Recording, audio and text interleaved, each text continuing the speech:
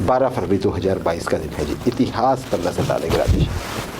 1824 स्वामी दयानंद सरस्वती जी आज के दिन बड़े ये आप ये कहिए समाज सुधारक, चिंतक, विचारक सब है ना जी। आज के दिन इनका जन्म हुआ था जी 1824 में गुजरात में टंकारा नामक स्थान पर।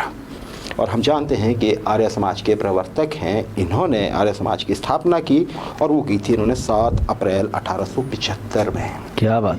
तो आप स्वामी दयानंद सरस्वती जी की स्मृति को नमन हमारी ओर से।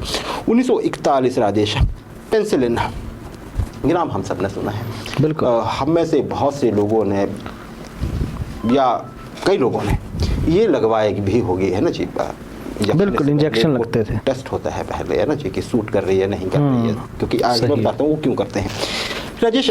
आज के दिन ये पहले मैं ये बता देता हूँ ये क्या है। ये एंटीबायोटिक है और ये ऐसी एंटीबायोटिक है जो दुनिया में सबसे ज़्यादा पैमाने पर इस्तेमाल की गई शुरू में ये, और इतनी इस्तेमाल की गई कि फिर इसके ख़िलाफ़ जो है रेजिस्टेंस जो थी वो पैदा हो गई काफ़ी हद तक। तो फिर अब इसका इस्तेमाल लिमिटेड हो गया, बहुत सी जगह अभी हो रहा है। राजेश आज क्यों जिक्र कर रहे हैं पेंसिलिन का? आज के दिन इसे पहली बार एडमिनिस्टर किया गया, मतलब पहली बार इसे किसी को लगाया गया इंजेक्शन फॉर्म में। ये खाने वाली भी होती है ना जी, वी होती है खाने वाली पेंसिलिन वी, और जो आपको मस्कुलर ये इंजेक्शन दिया जाता है वो जी होती है ना जी, पाउडर होता है उसमें डिस्टिल्ड वाटर मिला के, और फिर वो है ना। राजेश आज के दिन ये पहली बार लगाई गई। किसे लगाई गई? ब्रिटेन में किसे? एक पुलिस कर्मचारी थे जी, नाम था एल्बर्ट अलेक्जेंडर। उन्हें ये अच्छा उनको लगाई क्यों गई? उनके चेहरे पे बहुत ज़्यादा इन्फेक्शन हो गया था राजेश, और उन्हें ये लगता था कि इस चेहरे के साथ वो क्या करेंगे जी। फिर ये आगे आए थे और इन्हें इंजेक्शन दिया गया, पेंसिलिन दी गई और उसने चमत्कार किया आज के दिन 1941 में। हालांकि 42 से फिर इस्तेमाल इसका ज़ोर शोर से शुरू हुआ था और फिर उस टाइम सेकेंड वर्ल्ड वॉर भी चला हुआ था, तो हम जानते हैं उस इतिहास में कि तभी बड़ी काम आई थी ड्रग। अलेक्जेंडर फ्लेमिंग साहब ने इसे जो था वो खोजा था, स्कॉटिश थे वो, मतलब इंग्लैंड के ही मान लीजिए, वहाँ के डॉक्टर अलेक्जेंडर फ्लेमिंग ने इसे ये किया था। अच्छा, और लगाया किसने था ये भी आपके रिकॉर्ड के लिए, डॉक्टर चार्ल्स फ्लेचर थे जी, जिन्होंने ये लगाई थी पहली बार ये वैक्सीन, और वैक्सीन नहीं, हाँ ये इंजेक्शन इसका, और एल्बर्ट अलेक्जेंडर को ये लगाया गया था। अच्छा राजेश, दुनिया में ना लगभग जो इसके अभी तक के रिजल्ट रहे हैं, लगभग 10% लोगों को इससे एलर्जी है।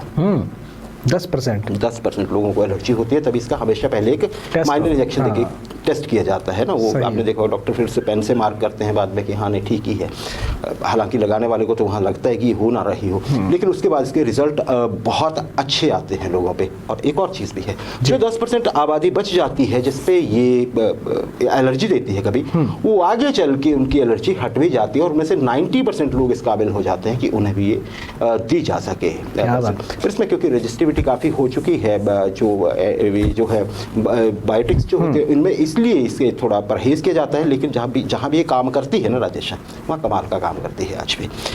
2002 स्लोबोदान मिलोसेविक, आपने शायद ये नाम बहुत चर्चा में सुना हो अगर आपकी आयु जो है वो 20-25 वर्ष से अधिक है। एक समय था तो ये नाम बहुत चर्चा में होता था।